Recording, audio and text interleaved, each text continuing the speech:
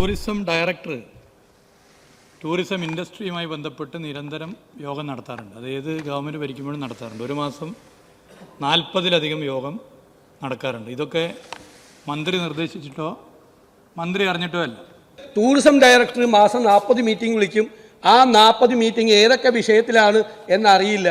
തിരുവനന്തപുരത്തെ law and order സിറ്റുവേഷനെ കുറിച്ച് കൂടി നിങ്ങളുടെ ടൂറിസം ഡയറക്ടർ മീറ്റിംഗ് വിളിക്കുമല്ലോ കണക്കിന് പോയാൽ. അതിനാണ് മന്ത്രി അതിൻ്റെ തലപ്പത്തിരിക്കുന്നത്. മന്ത്രി അറിയില്ല, ഞാൻ അറിയാതെയാണ് യോഗം വിളിച്ചത് എന്ന് പറഞ്ഞാൽ അങ്ങ് ആ മന്ത്രി സ്ഥാനത്തിരിക്കാൻ യോഗ്യനല്ല എന്നാണ് എൻ്റെ അർത്ഥം. അവസാനം ഇത്രേ പറയാനുള്ളൂ സർ. ആനന്ദിന്റെ വിഖ്യാതമായൊരു നോവലാണ് ഗോവർദ്ധന്റെ യാത്രകൾ. 10-25 കൊല്ലം മുമ്പ് പഠിക്കുന്ന കാലത്ത് വായിച്ചതാണ്. അതിൽ ഒരു ഭാഗമുണ്ട്, ഒരു കുരുക്കായിട്ട് ചൗപ്പട്ട് രാജാവ് നടക്കുകയാണ്.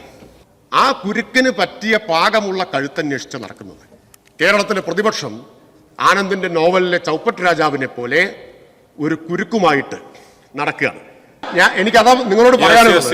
ഇത്തരം ഈ കുരുക്കുകളുമായി ഇവിടെ കഴുത്തന്വേഷിച്ച് നടന്നിട്ട് കാര്യമില്ല. പിന്നെ ഗോവർദ്ധന്റെ യാത്രയിലെ രാജാവ് ഇങ്ങനെ കുരുക്കായിട്ട് നടക്കുന്നതിനെ കുറിച്ച് പറഞ്ഞു. ഞങ്ങളല്ല, ജനങ്ങളാണ് ആ രാജാവിന്റെ റോളിൽ ഇപ്പൊ കുരുക്കിട്ടത്. എല്ലാവരും കഴുത്തിൽ നന്നായി കുരുക്ക് വീണിട്ടുണ്ട്. ഞങ്ങളുടെ റോൾ ഇത്ര മാത്രമേ ഉള്ളൂ.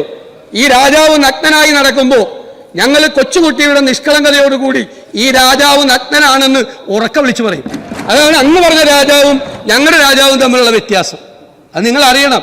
ഇതുപോലെ കനത്തൊരാഘാതം തെരഞ്ഞെടുപ്പിൽ കിട്ടിയിട്ട് ജനപിന്തുണയെ കുറിച്ചൊക്കെ ഇത്രയും വിശാലമായി സംസാരിക്കാനുള്ള അങ്ങയുടെ ഒരു പവർ ഉണ്ടല്ലോ, അതിന് മുന്നിൽ ഞാൻ നമിക്കുകയാണ്.